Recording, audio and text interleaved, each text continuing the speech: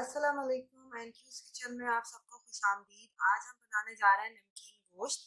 तो चले हम इसको बनाते हैं। इसको आप चाहें तो मटन के साथ बना लें या फिर गाय के गोश्त के साथ बना लें। सबसे पहले फ्राई पैन में मैं ऑयल डालूंगी और इसको दरमियानी आंच पे थोड़ा सा गर्म कर लूंगी। जी, ऑयल मेरा थोड़ा गर्म हो चुका है। अब मैं इसके अंदर उबला हुआ गोश्त डालूंगी। बेसिकली ये रेसिपी जो है उबले हुए गोश्त में बनती है।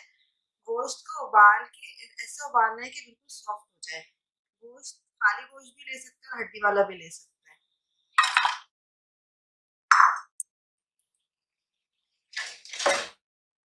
डाल के आप इसको मिक्स कर लें।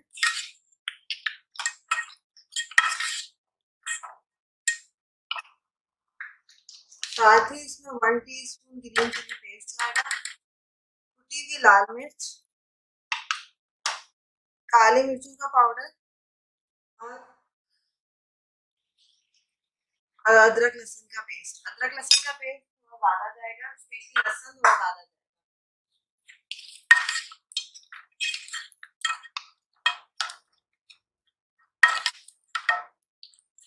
इसको हम अच्छे से भूनते हैं।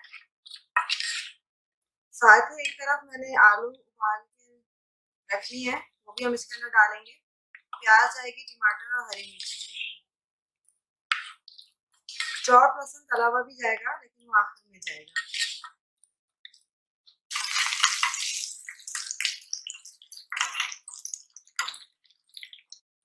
अब इस स्टेज पे हमने जो है वो टमाटर डाल लेना है। साबुत टमाटर मैंने लिया था, इसके 2 पीसेस कर दिए। 3-4 आप इसके अंदर हरी मिर्ची डाल दें। एक दरमियानी प्याज को 4 टुकड़े कर लें। आधा नींबू मैंने लिया था, वो उसको 2 टुकड़े करके डाल लें। 2-3 आलू ले लें, उसको भी 2-2 टुकड़े कर लें। साइज के ऊपर जाएगा, बॉईल करके वो भी इसके अंदर डाल दें।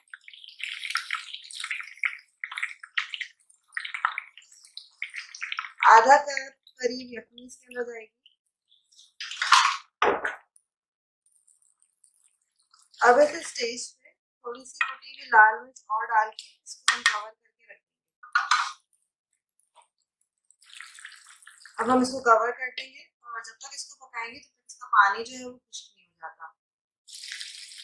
ये देखिए कितनी यम्मी सी इसकी शक्ल आ रही है। अब मैं इसके अंदर कुटा हुआ धनिया डालूंगी भून के,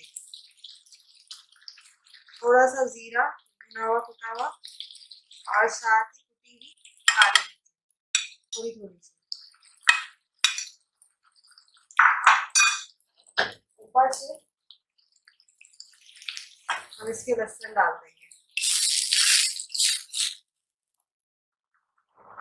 तला हुआ लहसुन।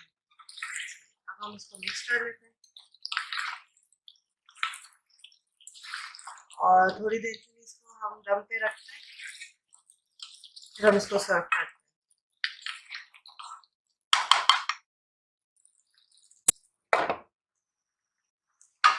ये देखिए मजे की नमकीन रोटी आपके बिल्कुल गर्मा गर्म तैयार है। अब आप इसको सर्व करिए और मजीद अपडेट्स के लिए सब्सक्राइब का बटन दबाइए और इस रेसिपी को जरूर ट्राई करिएगा। पसंद आए तो लाइक का बटन जरूर दबाइए। मुझे इजाजत दीजिए। अल्लाह।